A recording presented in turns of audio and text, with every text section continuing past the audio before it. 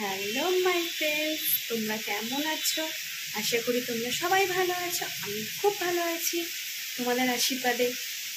আমি আবার আজকে একটা ছোট ব্লগ নিয়ে চলে আসলাম, সম্পাদা ব্লগ। আজকে আমি স্পেশালি কি করছি দেখো। স্পেশালি বলতে এটা তোমরা আশা করি সবাই চেনো, ছোট মাছ আলু বেগুন দিয়ে রান্না করবো। কারণ আমরা না ছোটো মাছ খেতে ভীষণ ভালোবাসি। আমাদের বড় মাছটা একদম ভালো লাগে না, আমরা খেতেও পারি না বড় মাছ। আমাদের ছোটো মাছ তুমি যত দেবে আমরা ততই খেয়ে নেবো। একটু বেশ কারি কারি টাইপের করবো। তো চচ্চড়িটা করবো আলু বেগুন পেঁয়াজ দিয়ে, রসুন পেস্ট করেও রেখেছি, টমেটো কাঁচা লঙ্কা রসুন, কিন্তু একটা পেঁয়াজও দিয়ে দিয়েছি। আর করছি হচ্ছে মুসুরির ডাল একটু সিদ্ধ করে এই পেঁয়াজ লঙ্কা দিয়ে একটু মেখে রেখে দেবো, তো ভালো লাগে খেতে।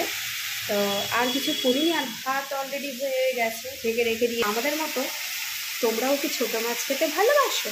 কমেন্টে একটু জানিও, তাহলে ভালো লাগবে। আমি জানি অনেকেই ছোটো মাছ খেতে ভালোবাসে, বড় মাছটা বেশি পছন্দ করে না।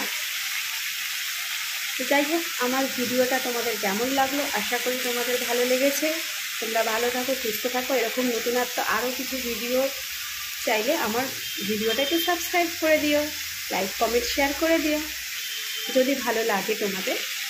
কেন তোমাদের আশীর্বাদে আমি গ্রো করবো।